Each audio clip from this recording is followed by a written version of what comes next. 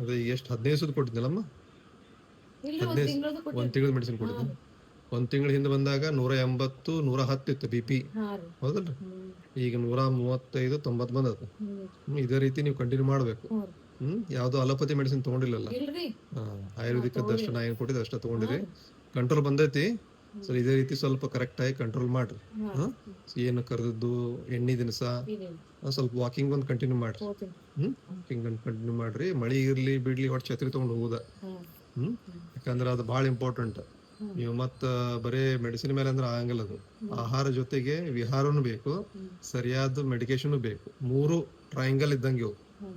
ಹ್ಮ್ ಈ ಮೇಲೆ ಮೆಡಿಸಿನ್ ತಗೊಂಡ್ರಪ್ಪ ಅಂತಂದ್ರೆ ತಳಗ ಆಹಾರ ಸರಿ ಇರ್ಬೇಕು. ಹಾ ರೀ. ಆಹಾರ ಕರೆಕ್ಟ್ ಮಾಡ್ಕೊಂಡು ವಿಹಾರ ಅಂದ್ರೆ ವಾಕಿಂಗು, ಹಾ. ಯೋಗಾಸನ, ಪ್ರಾಣಾಯಾಮ, ಧ್ಯಾನ ಕಂಪಲ್ಸರಿ ಮಾಡ್ಲೇಬೇಕು. ಹ್ಮ್. ಅಂದ್ರೆ ಮತ್ ನಿಮಗೆ ಇದು ಇರ್ತೈತಿ. ಇಲ್ಲಿಗಪ್ಪ ಮತ್ತ ಅಲೋಪತಿ ಮೆಡಿಸಿನ್ ಸ್ಟಾರ್ಟ್ ಮಾಡೋದು ನೋಡ್ರಿ. ಅಲ್ಲೇ ಸ್ಟಾರ್ಟ್ ಮಾಡ್ಬೇಕಾಗತ್ತೆ. ಬ್ಯಾಡ್ರಿ.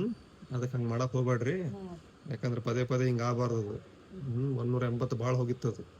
ಹ್ಮ್. ಅದಕ್ಕೆ ಅದು ಇದು ಅಲ್ಲ, ಅದನ್ನ ಸ್ವಲ್ಪ ಕರೆಕ್ಟಾಗಿ ಮೇಂಟೈನ್ ಮಾಡ್ಕೋರಿ. ಹ್ಮ್. ಈ 180 ಇದ್ದಿದ್ದು 130 ಬಂದೈತಿ. ಚಲೋ ಇಂಪ್ರೂವ್ಮೆಂಟ್ ಐತಿ. ಹ್ಮ್. ಹ್ಮ್ ಹ್ಮ್. ಬರೀ ಆಯುರ್ವೇದಿಕ್ ಮೆಡಿಕೇಶನ್ ಮೇಲೆ ಇಂಪ್ರೂವ್ಮೆಂಟ್ ಐತಿ. ಇನ್ನ ವಾಕಿಂಗ್ನು ಸರಿ ಮಾಡಿಲ್ಲ ನೀವು. ಹೋಗಿಲ್ರಿ ನಾ ಈಗ ನೀವು ಗುಳಿಗೆ ಕೊಟ್ಟ ಸುಟ್ಟು ಮನೆ ಕೆಲಸ ಆರಾಮಾಗತ್ತೆ, ಏನ್ ಚಿಂತೆ ಮಾಡಬೇಡ್ರಿ. ಹ್ಮ್. ಸ್ವಲ್ಪ ಕರೆಕ್ಟ್ ಆಗಿ ಫಾಲೋ ಮಾಡ್ರಿ. ಹಾ ಹ್ಮ್.